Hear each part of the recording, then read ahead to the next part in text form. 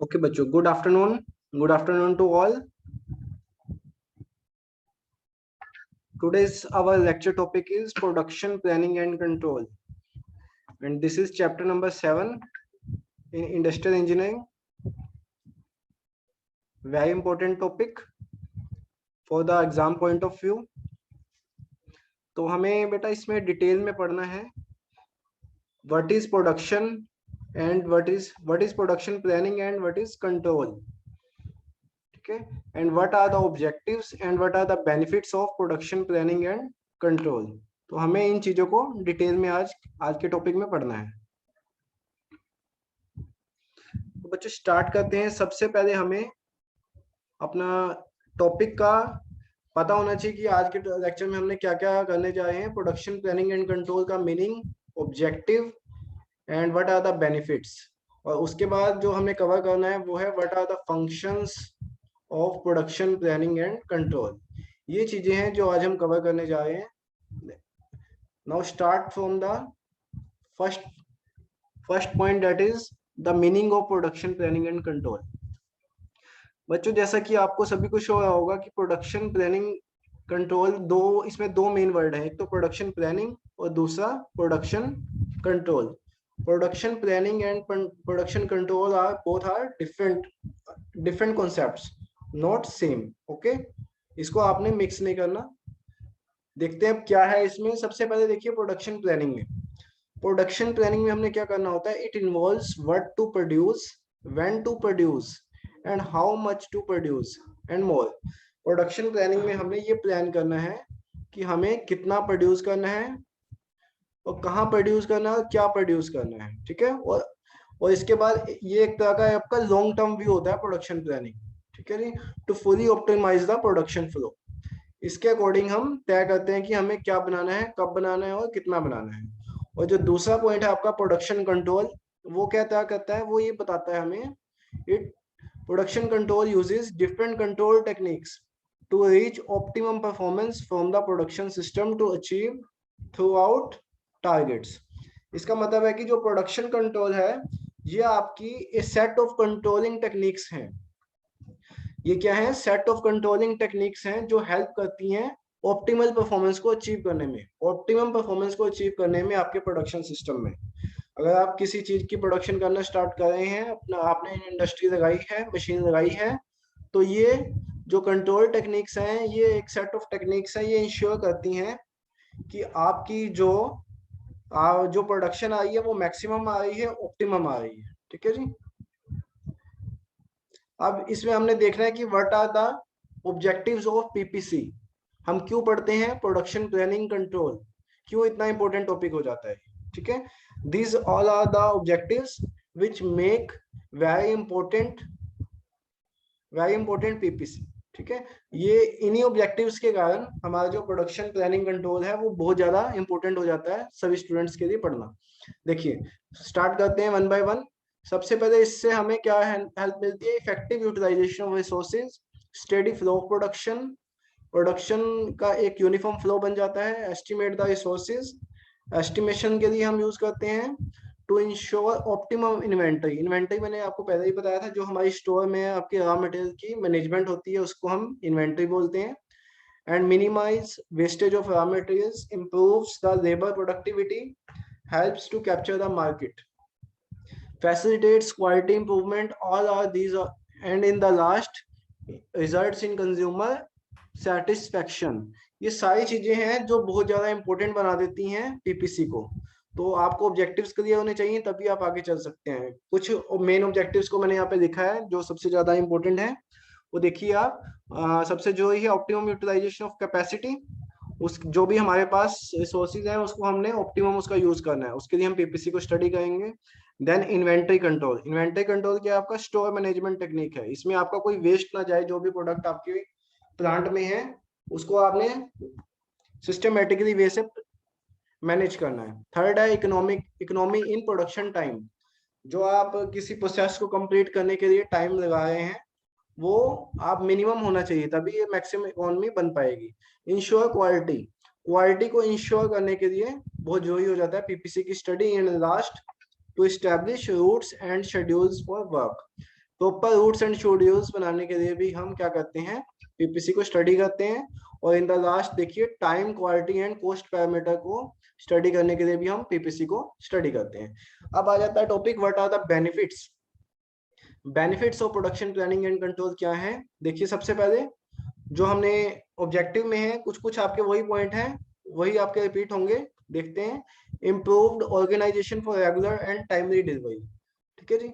सबसे पहले आपकी जो प्रोडक्शन है उसमें जो आपका डिसिप्लिन क्रिएट करने के लिए, ताकि आप एक जब भी कोई ऑर्डर दें उसका रेगुलर और टाइमली डिलीवरी प्रोवाइड करवा सकें कस्टमर को।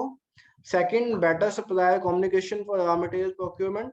इसका मतलब है कि जो जहां से आपने रॉ मटेरियल परचेज करना है उसके साथ आपका कम्युनिकेशन अच्छा हो, इसके लिए भी हम प्रोडक्शन प्लानिंग एंड कंट्रोल्स का यूज करते हैं। रिड्यूस्ड इन्वेस्टमेंट इन इन्वेंटरी। आपको रॉ मटेरियल में कम से कम इन्वेस्ट करना पड़ेगा, वो तभी पॉसिबल होगा जब आप प्लानिंग सही ढंग से करेंगे, कंट्रोल सही ढंग से करेंगे अपने प्लांट को। Reduced production cost by increasing efficiency. क्या मतलब है reduced production cost by increasing efficiency. आपने अपनी मशीन की एफिशिएंसी बढ़ानी है, ना कि मशीनों को बढ़ाना है। ठीक है, कम मशीनों से ज्यादा काम करवाना है। Smooth flow of all production processes, जो भी प्रोसेसेस लग रहे हैं उनको आपने स्मूथ फ्लो मेंटेन करना है।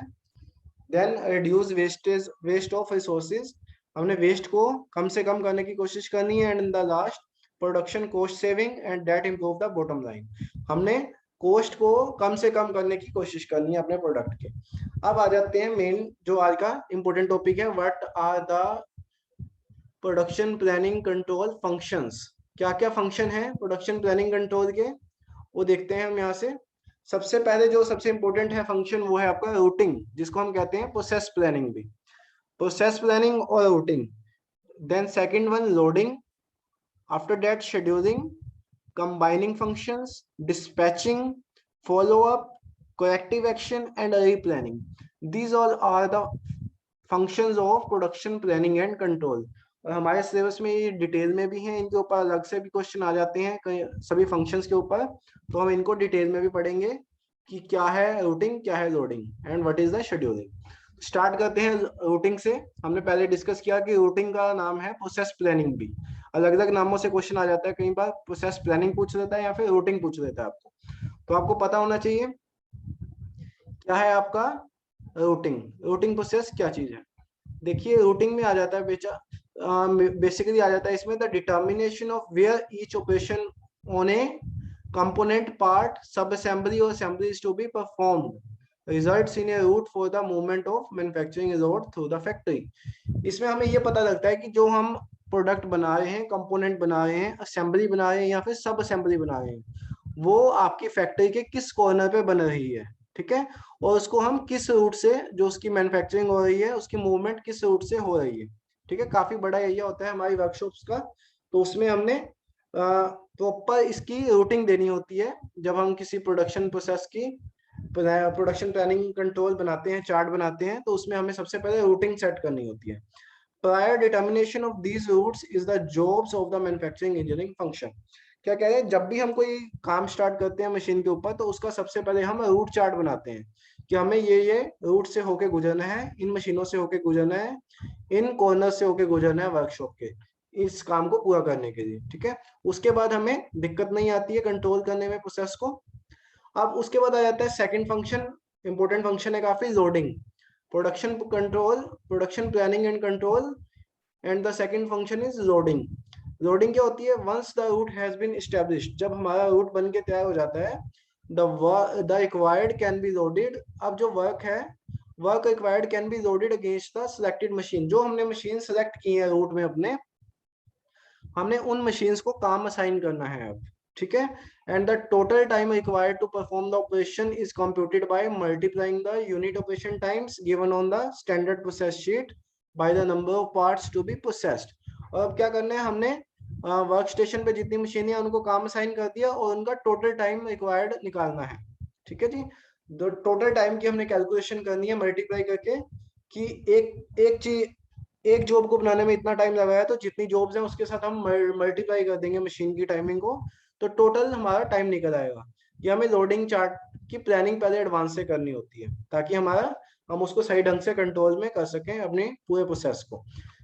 और इसमें क्या आ जाता है लोडिंग में, this total time is then added to the work already plan for the work station. अब जो ये टोटल टाइम है निकलता है आपका मल्टीप्लाई करके, ये हमने क्या करना है, ये हमने ऐड कर देना है जो भी वर्क ऑलरेडी प्लान है वर्क स्टेशन के लिए, उसके अंदर हमने ऐड कर देना है जो भी हमारा ये सारा टोटल टाइम आया है, उससे हमें टाइम का आइडिया हो जाता है। This is the function of loading at results in the tabulated list और chart showing the planned utilization of the machines और work station in the plant. अब क्या है, जो ये चार्ट बनता है टाइम का, ये हम क्या करते हैं वर्कशॉप में हैंग करते हैं, ताकि हमें हर प्रोसेस का पता हो कि किस प्रोसेस पे कितना टाइम लगता है, प्रॉपर कैलकुलेशन की होनी चाहिए, तभी ये चार्ट आपका बन के तैयार होगा। तो ये आपका लोडिंग फंक्शन, जब हम एक्चुअल में जो हमने रूट बनाया है उसको यूज में लेके आते हैं। थर्ड फंक्शन है आपका शेड्यूलिंग। थर्ड मेन फंक्शन है आपका शेड्यूलिंग। शेड्यूलिंग में क्या आ जाता है, scheduling is the last of planning functions. ये ज्यादातर आखिरी के स्टेप्स में गिना जाता है, कुछ आखिरी के स्टेप्स में गिना जाता है आपका। It determines when an operation is to be performed or when work is to be completed। इसमें हम ये देखते हैं कि कब हमने ऑपरेशन परफॉर्म करना है और कब ये कंप्लीट होगा, ठीक है। और जो भी उनके बीच में डिफरेंस आता है, दैट इज क्या है, difference lies in the detail of the scheduling procedure. और वो क्या है, वो आपका शेड्यूलिंग प्रोसीजर कहलाता है, जो आपका काम को करने में, परफॉर्म करने में और कंप्लीट स्टार्ट करने में और कंप्लीट होने के बीच में जो टाइम आता है, वो सारा आपका शेड्यूलिंग के अंदर आता है। In a centralized control situation where all process planning, loading and scheduling for the plant are done in a central office, the details of the schedule may specify the starting and finish time for an operation. क्या कह रहे हैं कि इसकी scheduling की proper calculation के लिए हमें स्टार्ट एंड फिनिश टाइम का पता होना बहुत जरूरी है, ठीक है। तो इसलिए हमें प्रॉपर चार्ट मेंटेन करने पड़ते हैं, तभी हम शेड्यूलिंग फंक्शन को परफॉर्म कर सकते हैं। On the other hand, the central schedule may simply give a completion time for the work in a given department। अगर हमारा सेंट्रल शेड्यूल होता है हर चीज का, तो वो क्या कहते हैं, सेंट्रल शेड्यूल का मतलब सब कुछ आपका जो हेड ऑफिस से कंट्रोल होता है, आपका हर चीज की शेड्यूलिंग वहां से बन के आती है। तो क्या रहता है उसमें, हमें कंप्लीशन टाइम का पहले ही एडवांस में पता होता है कि हमें अपने डेडलाइंस प्रोजेक्ट की पहले ही पता होती है। ये बेनिफिट है हमारे शेड्यूलिंग के। अब इसके बाद नेक्स्ट फंक्शन आ जाता है combining function. Combining function of production planning and control. इसमें क्या आ जाता है आपका, while it is easily to define where as process planning how much work as loading and when as scheduling in actual operations, these three functions are often combined and perform concurrently. बात अभी हमने जितने भी functions पढ़े हैं तीनों, loading, dispatching, planning, ठीक है, हमने इन तीनों को साथ में लेके चलना है, ठीक है, कंबाइन में, कंबाइन फंक्शन में, ताकि हमें पता लग सके कितनी ग्रोथ हुई है हमारा, जो भी हम नई प्रोडक्शन कर रहे हैं नए प्रोडक्ट की, उसमें हमें कितनी ग्रोथ हुई है स्टार्टिंग से एंड तक। तो ये हम कंबाइन स्टडी करके ही पता लगा सकते हैं। अब आगे देखिए, how far in advance routes, loads and schedules should be established always presents an interesting problem. अब क्या है, जो आजकल एडवांस चार्ट बनते हैं उसमें उसमें हम रूट, लोड एंड शेड्यूल तीनों का एस्टेब्लिश करके कंबाइन फंक्शन, कंबाइन टाइमिंग लिखते हैं इसकी, ठीक है जी। Obviously it is desirable that a minimum of changes be made after schedules are established. जैसे कि हमने डिस्कस किया था कि शेड्यूलिंग जनरली आपका लास्ट स्टेप होता है, लास्ट में आता है, तो शेड्यूल के बाद हम इसमें कोई भी चेंज नहीं करते, उसके बाद आपके चेंजेस बहुत ही मिनिमम रह जाते हैं उसके chance. These objectives can be approached if the amount of work scheduled for the factory or the department is equal to or slightly greater than the manufacturing cycle। अब बात हो रही है कि कंबाइनिंग फंक्शन की जरूरत क्या है, ठीक है। अगर हम सेपरेटली सारी चीजों को लगा रहे हैं तो कंबाइन करने की क्या जरूरत है। अब कंबाइन करने का ऑब्जेक्टिव ये है, इससे हमें क्या होता है, अमाउंट ऑफ वर्क शेड्यूल, हमें total amount of work schedule करने में हेल्प होती है। फैक्ट्री के जो हेड ऑफिस में अगर हम कंबाइन फंक्शन की स्टडी करते हैं, तो उससे हमें अपने गोल सेट करने में हेल्प मिलती है, वीकली गोल्स, मंथली गोल, कि हम और कितना काम पकड़ सकते हैं ज्यादा से ज्यादा प्रोजेक्ट पैरेलल में चलाने के लिए, ठीक है। ये हेल्पफुल होते हैं, इसलिए हम कंबाइन फंक्शंस को स्टडी करते हैं तीनों के, ठीक है। और लास्ट में क्या है, इसका क्यों यूज करते हैं, फॉर ऑप्टिमल कंट्रोल। अपने कंट्रोल को बेटर बनाने के लिए भी हम तीनों की कंबाइन स्टडी करते हैं। तीनों की कौन से, लोडिंग, रूटिंग और शेड्यूलिंग की। तो ये आपका कंबाइंड स्टडी आपकी हेल्पफुल है ऑप्टिमम कंट्रोल के लिए भी। अब बात करते हैं डिस्पैचिंग फंक्शन की। Dispatching function is one of the most important function of the production planning and control. क्या होता है dispatching? Basically it is the authorising the start of an operation on the shop floor is the function of dispatching.